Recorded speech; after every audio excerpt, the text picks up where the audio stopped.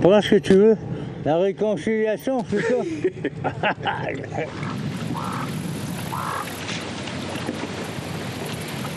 Re-bienvenue. Matimekouche est un village adjacent à Shefferville, dans la côte nord du Québec, à 2 km de la frontière du Labrador. La population fait partie de la Première Nation Innu de Matimekouche-Lac John et la première langue est le Innu-Imun. Mais ce village est en voie de devenir la première communauté Innu africaine au Québec. Pour nous parler de ce phénomène et l'histoire de ces deux mondes qui se cohabitent, le réalisateur du film Matimekouche, Guillaume Sylvestre, bonjour. Bonjour, bonjour.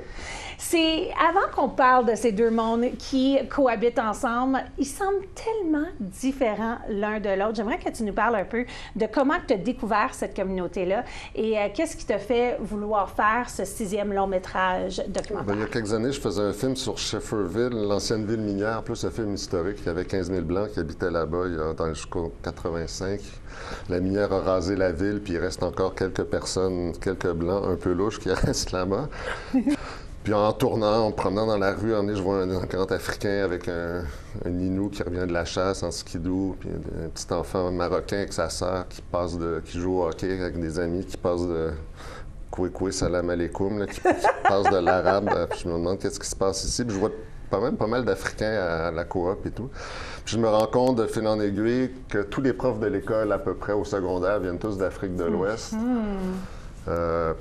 À peu près tous, et ils ont tous des maîtrises, des doctorats, puis ils se trouvent pas de job au sud, puis comme il y a une pénurie d'emploi, bien, ils arrivent là-bas un peu par hasard, puis contrairement à beaucoup de Blancs qui font du fly-in, fly-out, eux, ils restent, puis c'est ça la grosse différence, c'est qu'ils restent, il y en a qui sont là depuis 7, 8, 9, 10 ans, puis, donc je me dis quel beau sujet de film, puis ils retrouvent chez les Inuits, là-bas, des valeurs qui rappellent l'Afrique, au-delà des problèmes sociaux qui peuvent être, puis le climat qui peut être un peu dur. D'ailleurs, on le voit bien dans le film, là, à un moment donné, il y a un prof de gym qui était avocat en Mauritanie, puis ils vont camper, mais lui, il va camper avec ses amis dans le désert et Touareg un peu, dans des tentes, mais là, ils sont dans des tentes.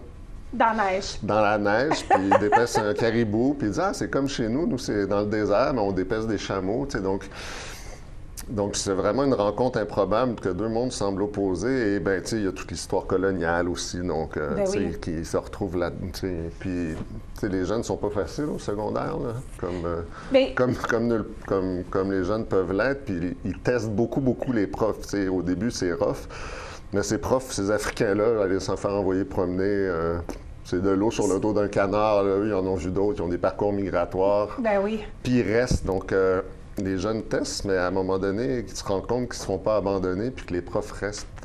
Avant qu'on parle un petit peu plus du film, j'aimerais qu'on montre l'extrait, justement, que vous dites avec le dépeçage du caribou, parce que moi aussi, ça m'a surpris. Puis juste la réaction du petit garçon quand il dit « Ah, ben je savais pas qu'on pouvait manger du chameau ». Je trouve que c'est adorable, donc voici l'extrait. Notre boss, le caribou. C'est le boss? C'est le boss, ouais, c'est lui qui nous a tout donné. La survie, là. Ouais. Vous le dites seulement pour survivre, pas pour le plaisir, n'est-ce pas? Non, pas. Non.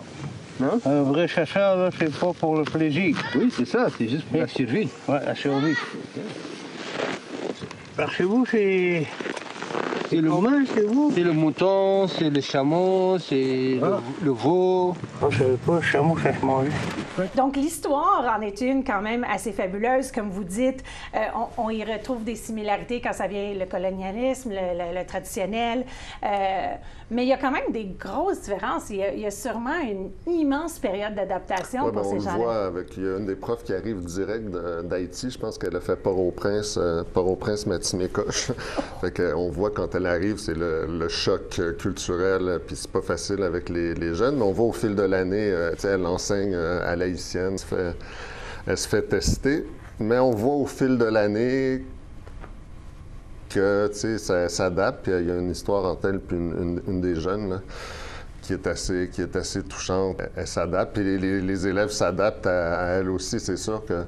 Mais plusieurs des Africains qui sont là, ils me disent que le choc climatique est beaucoup plus fort que le choc culturel. Ah oui? Oui. Quand même intéressant. Puis ils veulent plus retourner au sud. C'était ma prochaine question. Ouais. Je voulais savoir, après cette expérience-là... Il y en a qui retournent parce qu'il faut retourner au pays, mais sinon, c'est une petite communauté, donc c'est des classes de 3, 4, 5, 6, fait que c'est vraiment... c'est un autre rapport aussi. Absolument. Aux élèves, là, c'est... Le temps, il passe tellement vite, il nous reste à peine 1 minute, mais je voulais savoir comment vous avez été accueillis dans la communauté. Quand vous avez décidé, moi, je veux vous faire un film sur vous, est-ce qu'ils ont fait, pourquoi? Non, mais ça fait quelques fois que je vais là, fait que les gens me connaissent, puis tu sais, avec Conrad, qu'on voit, est rendu un ami, là, qui est le prof de culture traditionnelle, puis je sais, quand tu vas là, puis tu comprends que tu n'es pas chez vous, que tu es chez eux, puis que tu respectes les gens, puis que tu t'intéresses à eux. Au contraire, j'ai été très bien accueilli. Il n'y avait pas de... Non, au contraire. Puis les gens là-bas sont très généreux. J'avais un pick-up, puis j'avais 12 perdrix dans le pick-up. Ben oui. Je ne sais pas qui les avait mis. C'est assez... c'est glacial, c'est austère, le climat est dur, mais c'est à la fois très chaleureux. Ouais. Le film est encore visionnable. Nos auditeurs peuvent le trouver à la Cinémathèque québécoise. En ligne, je crois que c'est on Google Mathieu McCouche, toutes les Sur le site de Télé-Québec, une version télé. Sinon, il est au cinéma du musée à Montréal, à la Cinémathèque, puis au CLAP à Québec. Excellent. Ben, mon Dieu, c'était un plaisir de vous avoir, puis vraiment un film qui vaut la peine d'être vu. Le choc culturel, je m'attendais vraiment à un choc culturel, mais comme vous dites, c'est le choc du froid qui a été plus qu'un choc culturel. C'est très agréable à voir. Merci de nous avoir exposés à cette belle histoire. C'est moi qui vous remercie.